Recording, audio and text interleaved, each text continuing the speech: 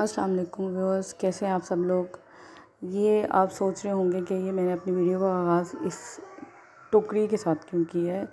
तो अभी आज मेरा सफाई वाला दिन था और कुछ ज़्यादा ही जोश चढ़ा हुआ था। काफ़ी दिनों से मैं ये जो बर्तनों वाली बास्केट है इसको वॉश करने का सोच रही थी। तो ये सारा मैंने पहले इस वाली बास्केट को वॉश किया है और वैसे भी मेरे पास इसी तरह की 2 बास्केट्स हैं। तो मैंने बर्तनों को सारा निकाल के वॉश करके इसके अंदर अब बर्तन अरेंज कर रही थी सारे। और उसके बाद जो था जिधर ये बास्केट पड़ी हुई थी वो जगह वो मैंने वो मुझे काफ़ी गंदी लग रही थी काफ़ी दिनों से, लेकिन टाइम नहीं मुझे मिल रहा था।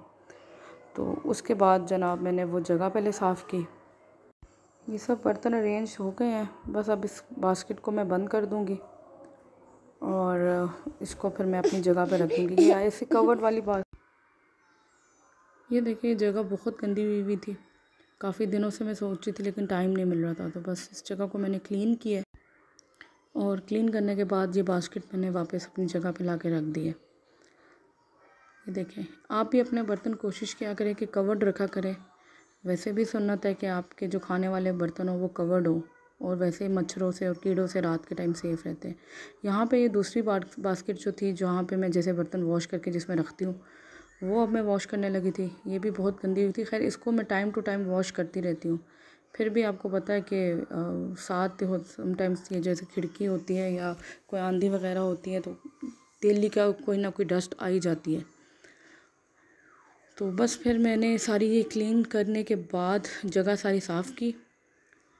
और इसके साथ जो था मैंने जो ये फ़नाइल की गोलियाँ होती हैं आपकी यूजुअली जो आप रखते हैं रज़ाइयों में, ये देखें सामने मैंने गोलियाँ रख दी। इससे ये है कि मच्छर कीड़े कुछ नहीं आएगा जहाँ पे आपके बर्तन होंगे।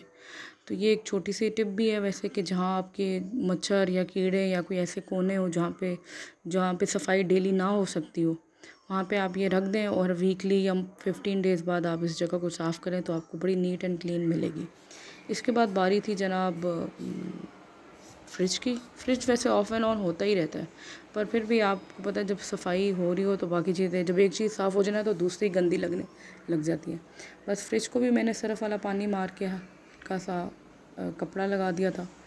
अंदर से तो नीट ही थी, बाहर से ज़रा बच्चे खोलते बंद करते रहते हैं तो वो हाथ लगते रहते हैं।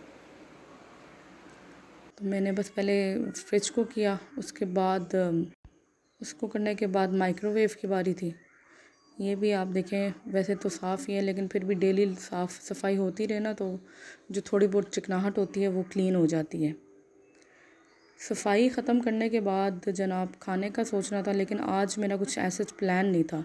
तो मैंने बच्चों के लिए और अपने लिए ये चपली कबाब, जूस और रोटी बना दी थी। ये उनका मोस्ट फेवरेट खाना है। तो आज वैसे भी टाइम नहीं था और कुछ समझ भी नहीं आ रहा था कि क्या बनाया जाए। आप लोगों के घरों में भी मुझे आई एम श्योर कि ऐसी चीज़ें बहुत बच्चे पसंद करते होंगे। अभी तो वो रोटी को भी वो होता कि बर्गर बना दिया जाए, लेकिन मेरी प्रेफरेंस रोटी थी। यहाँ पे जनाब मैं शाम का टाइम है और एक ट्रेंडिंग कैरेमल टी चल रही है आजकल इंटरनेट पर।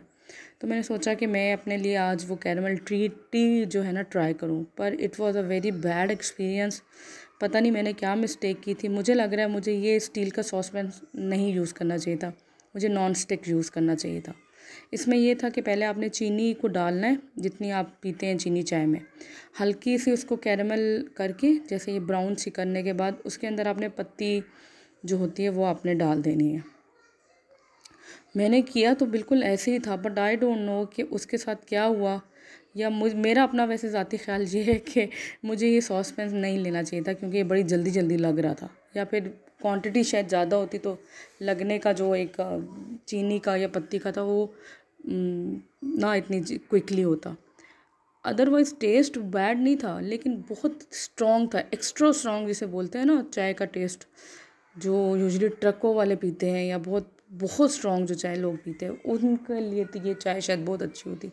पर मुझे पर्सनली इतना अच्छा एक्सपीरियंस नहीं रहा। मैं एक दफ़ा और ट्राई करूँगी ज़रूर नॉन स्टिक में।